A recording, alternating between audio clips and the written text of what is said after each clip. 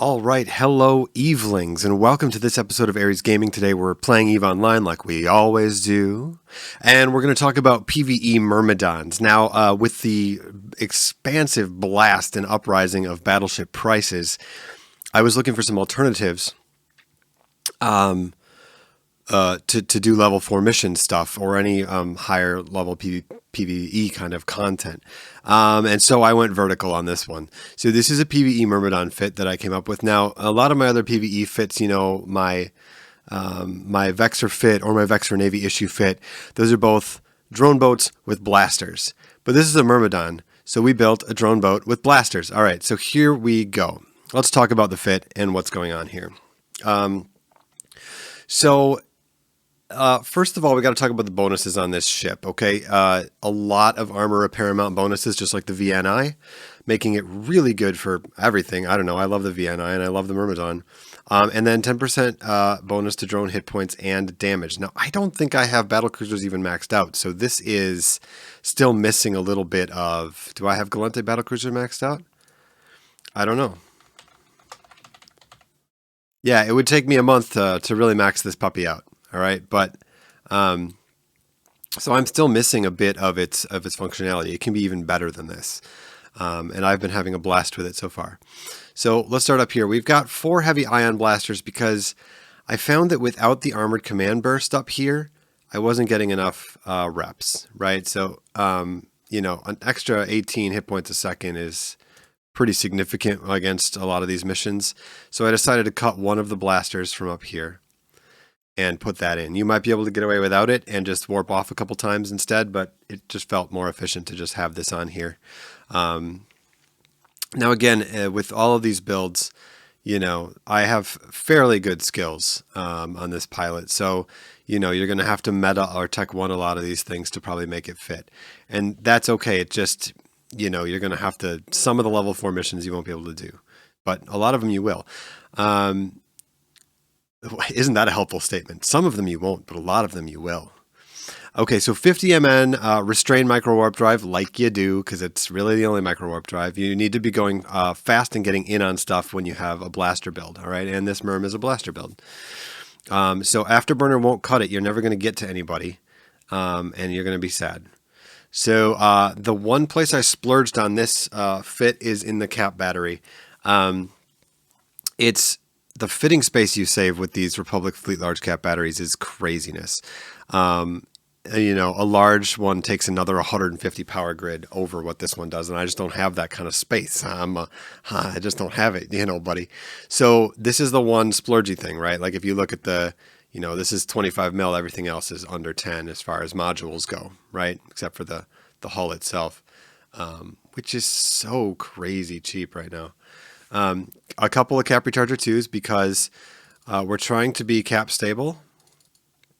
Without our with just our tank on, right? We want to be able to keep this on all the time. So you want to be cap stable with that on. That's my philosophy on cap stability. I have a cap stability video, you can check it out. But that's my philosophy. Some people try to make their entire build cap stable with every single module firing all the time, and you just need the parts on that keep you from becoming space dust, and that's the parts down here. Okay, so your double reppers and your hardeners. We'll talk about this in a second.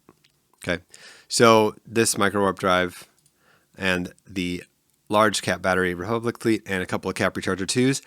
And this omnidirectional tracking link, which makes your drones track better. I've found that with this on and with the tracking speed script in it, I can basically just leave my heavies out the whole time. Like they can kill down as low as destroyers pretty easily. So you don't have to keep pulling them back, putting out different drones, pulling them back. You just have to get rid of the annoying frigates. With some light drones first. Although I haven't tried using wasps on frigates, I doubt that it's really gonna, or not wasps, but whatever heavy you're running for the current mission, right? So we'll talk about that in a second. So this is a really nice thing. I do not have this tech 2'd. I believe this can be tech 2'd and still fit. I just don't have the skills for it. So you know, whoops, I only took the thing out. Yeah, so it still fits with the tech 2. I just can't use it. And the tech 2 is is probably better. Actually, am I still cap? Yeah, it won't matter for my cap stability because I'm just trying to be cap stable with my tank on. But anyway, we'll put the enduring version back in. And with the tracking script, your heavy drones can hit real well, really well on stuff. Like I said, I've gotten them to go down to killing destroyers with ease. And so the only hurdle left is to see if they can kill frigates. We'll try that out on a mission later when we fly this. Okay, damage control. Put it on all your ships. Don't be a noob. And then here are my favorite modules in the game, the experimental enduring versions of the armor hardeners. Okay, Tech 2, I mean, it's not strictly worse, but you get 2% more resist, whoopity ding dong, and most of the times it doesn't even translate to 2% over here because it's kind of multiplicative and it's not actually, and these things save you so much cap, it's silly.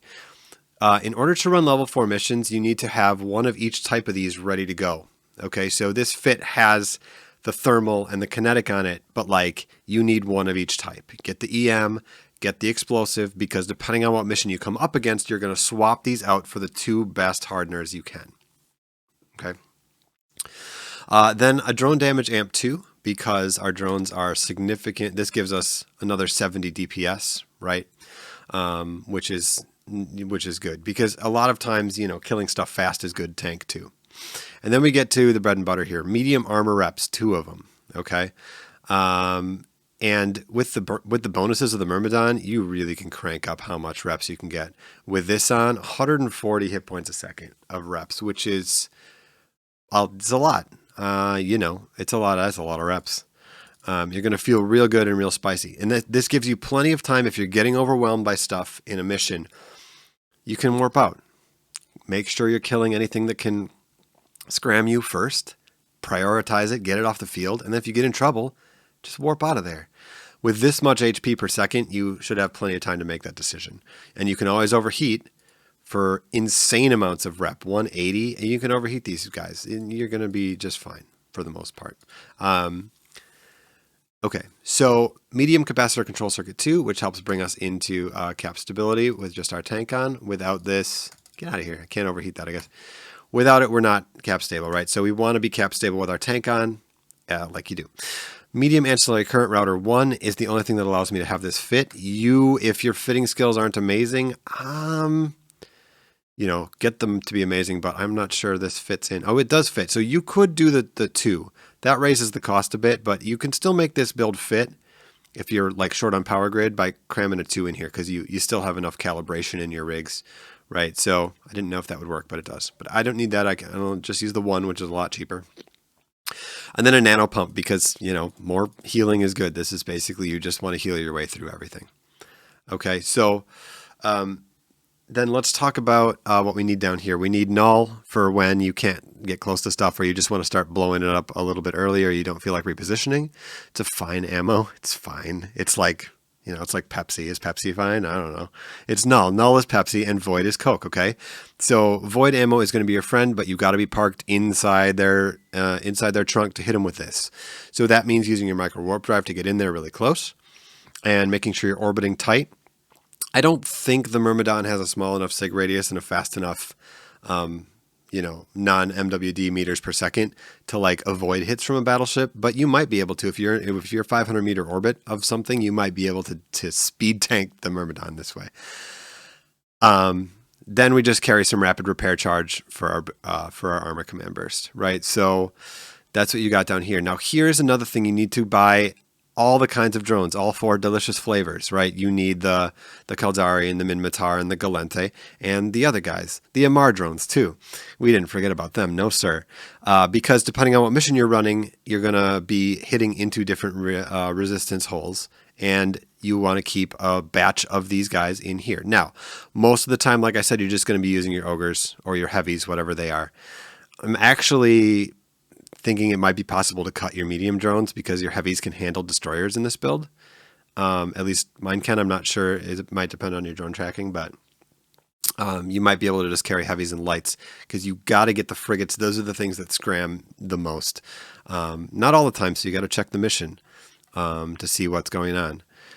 But carrying a flight of at least heavies and lights is good. You can put the mediums in there just in case all this other stuff gets blown up or something. I bet these mediums could hit frigates pretty easily. So if your hobs blow up or something, if your light drones blow up, then you can just start using mediums like a boss and get it done that way. So that is the build. Now, the build that I'm going to fly in the video, I actually blinged it out a little bit too much, I think. I put one extra piece of bling on it that I don't know if it's even necessary. And I actually might, you know what? I'll downfit to this because I want to be honest. But I put a C-type armor repair on here, but that jacks the cost up. Now, why the Myrmidon? Because of battleship prices are insane. A battleship hull right now, a Megathron hull, is 280 million, and that's without the fitting. All right, so once you're done fitting it, it's probably, even if it's a totally cheapo fit, like you're still probably talking 320, 330 mil. If we can get things done in a 140 mil fit, then like we should probably do that. So I'm gonna, in the next video, I'm gonna fly this thing around. I will downfit to this. Actually, let me show you what I'm flying. It's the same thing, only I have one of these guys on there.